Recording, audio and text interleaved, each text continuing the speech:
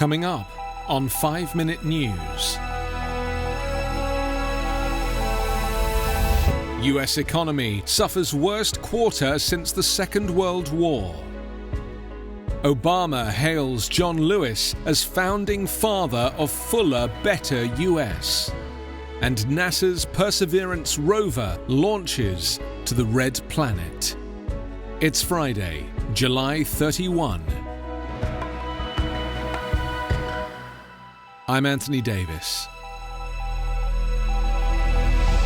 The coronavirus pandemic sent the US economy plunging by a record-shattering 32.9% annual rate last quarter and is still inflicting damage across the country, squeezing already struggling businesses and forcing a wave of layoffs that show no sign of abating. The government's estimate of the second quarter fall in the gross domestic product has no comparison since records began in 1947. Soon after the government issued the bleak economic data, Donald Trump attempted to divert attention by suggesting a delay in the November 3rd presidential election, based on unsubstantiated allegations that widespread mail-in voting will result in fraud. The dates of presidential elections are enshrined in federal law and would require an act of Congress to change. So steep was the economic fall last quarter that most analysts expect a sharp rebound for the current July to September period. But with coronavirus cases rising in the majority of states and the Republican Senate proposing to scale back aid to the unemployed, the pain is likely to continue and potentially worsen in the months ahead. Tentative hopes for a swift recovery have been diminished by a resurgence of viral cases in the South and the West that has forced many businesses to close again or reduce occupancy. Many economists note that the economy can't fully recover until the pandemic is defeated, a point stressed on Wednesday at a news conference by Federal Reserve Chair Jerome Powell. He warned that the viral epidemic has been endangering a modest economic recovery, and as a result, the Fed plans to keep interest rates pinned near zero well into the future.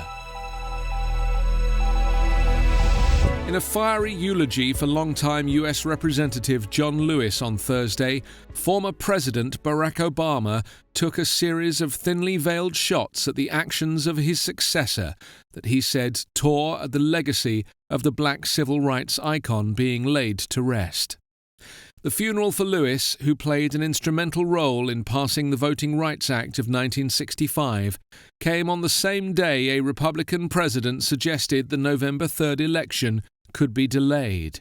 Trump has also waged a war against mail-in ballots, a tactic critics say is aimed at suppressing votes. We no longer have to guess the number of jelly beans in a jar in order to cast a ballot, Obama said in the eulogy, referring to one way black people were once disqualified at the ballot box.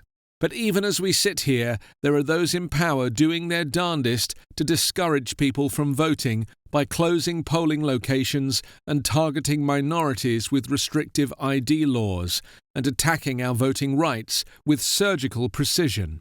Obama also referred to reported moves to undermine the Postal Service in the run-up to the election that could be dependent on mail-in ballots so people don't get sick. Obama, joined at the funeral by two fellow former presidents, Republican George W. Bush and Democrat Bill Clinton, spoke of Lewis's rise from humble beginnings on a Troy, Alabama farm to become a leader of the 1960s struggle for equal rights for black Americans.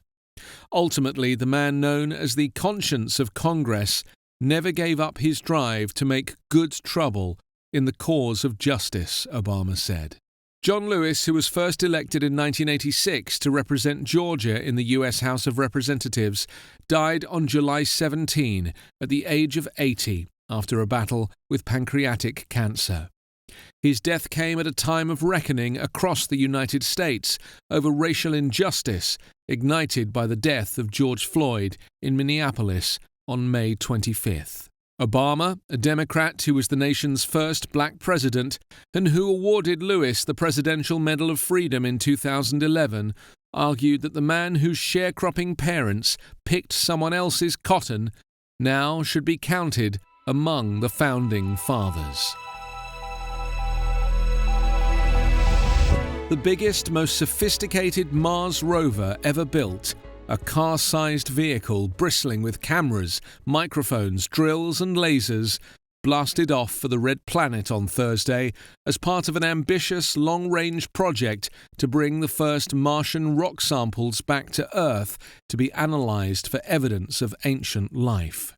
NASA's Perseverance rode a mighty Atlas V rocket into a clear morning sky in the world's third and final Mars launch of the summer.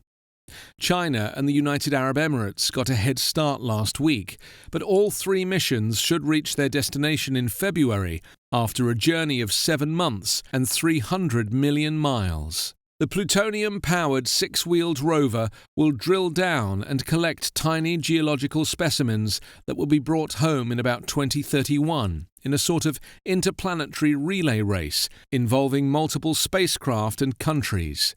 The overall cost? More than $8 billion. The US, the only country to safely put a spacecraft on Mars, is seeking its 9th successful landing on the planet, with more than half of the world's missions there burning up, crashing, or otherwise ending in failure.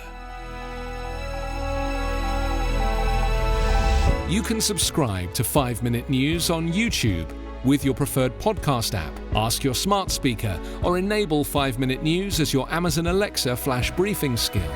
Visit us online at 5minute.news.